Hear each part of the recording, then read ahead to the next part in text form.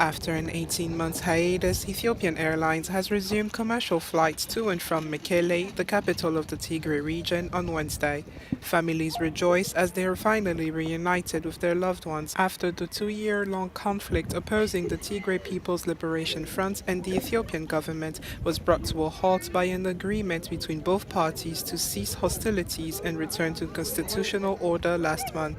Ethiopian Airlines has announced multiple frequent flights throughout the region depending on the need. The reintroduction of flights to and from Mekelle is one of the many first steps towards peace in the region. Mekelle was connected to the national electricity grid on December 6. The Commercial Bank of Ethiopia announced on December 19th that it was resuming operations in some towns. Things seem to be looking up for the country's national order, though the region is still largely without electricity and phone lines for the most part.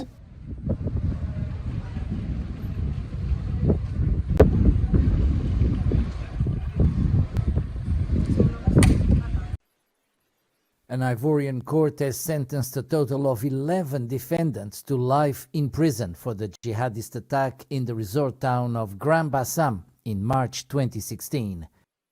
Of the 11 defendants, all Malians, 7 were not present in court to hear the sentence. The attack resulted in 19 deaths, including Europeans. Mais je suis triste. But I'm sad for these 4 people who, for me, should have also benefited from a decision of acquittal. Bénéficier également de la décision d'acquittement. But the road is still long. Today the court has made its decision. Tomorrow we will take stock. As I said before the court, and after reporting to the president of the Bar Association, the decision will be made on the further course of action. It's good that we have finished this case, so I think it's good to get to the end, for me personally, and at the same time for the families. It is as important, even more important. On March 13, 2016, 3 young assailants attacked the beach of Grand Bassam, which is popular with foreigners, and stormed several restaurants, firing shots at customers on the terrace, before being shot dead by Ivorian security forces.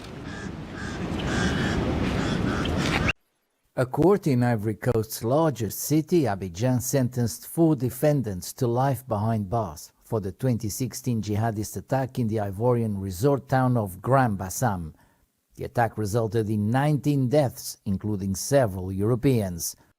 The 4 defendants present were accused of having been complicit in the attack by helping those considered to be the masterminds, who were not present at the trial. All 4 defendants denied the charges. The court issued an international arrest warrant for Kunta Dalla, considered as the brains behind the attack. The attack on the popular beach of Grand Bassam was claimed by the branch of Al-Qaeda in the Islamic Maghreb. South Sudan announced on Wednesday the deployment of 750 soldiers to eastern DRC.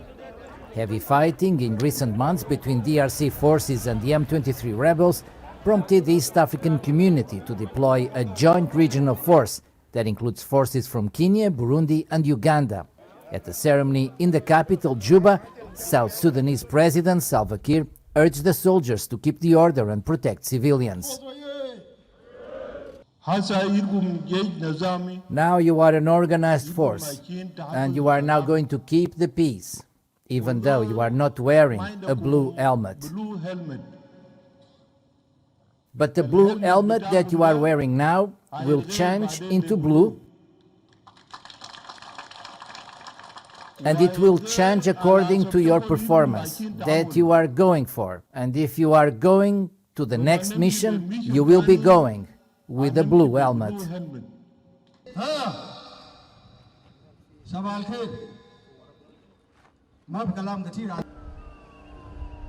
South Sudan's defense minister reaffirmed the importance of the mission.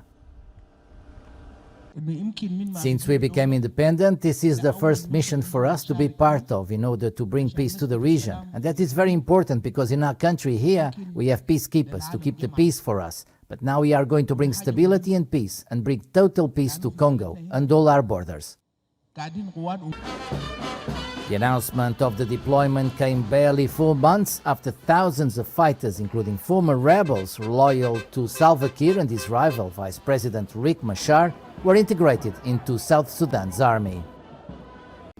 In Mozambique's Nampula province, UNHCR has partnered with the African Development Bank and the government to provide electricity to refugees and internally displaced people living at the Maratan refugee settlement. Charlotte Fatuma and Nima Tsenga are refugees from the Democratic Republic of Congo. When you don't put the electricity, everything is dark. The customer they can't attire to buy when you don't have electricity. I'm happy about electricity because I don't need to buy kerosene anymore.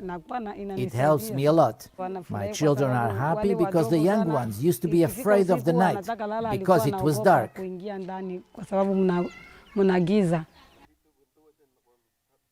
The Energy for All project has several components and contributes to the government's ambition to provide every Mozambican, including refugees and displaced people in Nampula province, with electricity by 2030. Nampula's province's exposure to extreme events makes it one of the most vulnerable provinces because it has a long coastline which is cyclically affected by natural extreme events. UNHCR is doing its best in benefiting the communities, mainly in the approach of integrating the internally displaced. The province has defined as a priority. When we benefit the internally displaced, we also look at the host communities. These kinds of actions are taking place with more impact. Está a decorrer com maior impacto. Mozambique counts over 1 million internally displaced people due to violence in Cabo Delgado province and as a result of climate change. The country also hosts around 29,000 refugees.